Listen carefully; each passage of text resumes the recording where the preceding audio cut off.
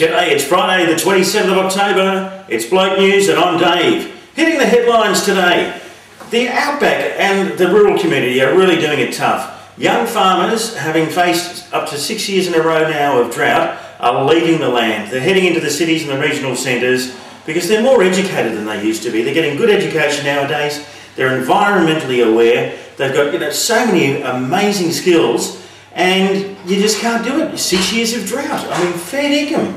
This must be so tough for these guys. Look, we wish them well and we hope they get back on the land at some stage, when things perhaps return to normal. But geez, those families just do it tough, don't they? Now, yesterday we brought you news about the Muslim cleric that said that women that were raped, it was their own fault. Whoa! What an outrage this has caused. Every bit of media everywhere has just gone bananas on this one, and rightly so too. Well, they've had a big meeting at the mosque in Lakemba in New South Wales, and they've decided not to take any action against this dude because most of the Muslim community, or a large portion of them, well, certainly those that make the decisions, seem to think there was nothing wrong with it and people have taken it out of context. Sorry, how can you take that out of context? Women are not responsible for rape, and there's a study that confirms that. The Violence Against Women Community Attitudes Project, what a mouthful that is, it's not even an acronym, have done a study, and apparently 2 out of 5 people think that men just can't control themselves when it comes to rape. So, I mean, there's some really disturbing figures coming out there as well. A couple of other attitudes to women, such as violence in the home and all that, and I have to say, looking at those stats, it is very frightening. Looking at something a little bit brighter now, the Australian Motor Show has opened up in Sydney in Darling Harbour. And you'd expect all the glitz and glamour and the razzmatazz and the U-Butte, whiz-bang, everything's going off, really sweet sort of stuff going on, and it hasn't let anyone down. This is a rip snorter apparently. You've got all the usual babes and bikinis and good sorts and all that sort of stuff, and apparently there's some cars there too, and they look great. But the tips, the Peugeot stand, the bird there, body painted, very nice. And of course, the good old Ferrari never lets you down.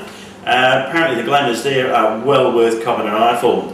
Oh, check out some cars while you're there. Did I say that? British pubs are actually going to have a crack at selling red Guinness. The good old black stuff is now going to be turned into red stuff for a bit of a trial, just to see how people go with dealing with a new taste and a new sensation and all that sort of stuff.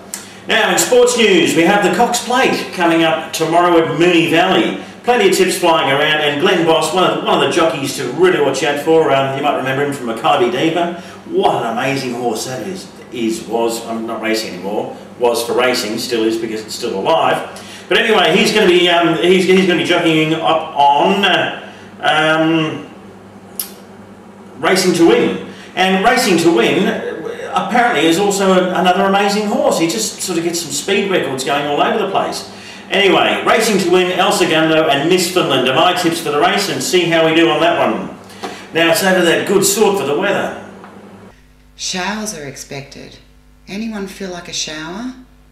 What about Hooters? I reckon I could be the face of Hooters. I'm sure I only do this for the weather report. There's no other reason really.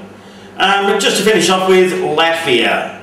Now these guys take the cake. 50 people have been killed due to drinking homemade grog. The alcohol is apparently a bit sus in the case of poisoning and all that sort of stuff. 50 people killed from homemade alcohol. Time for a drink.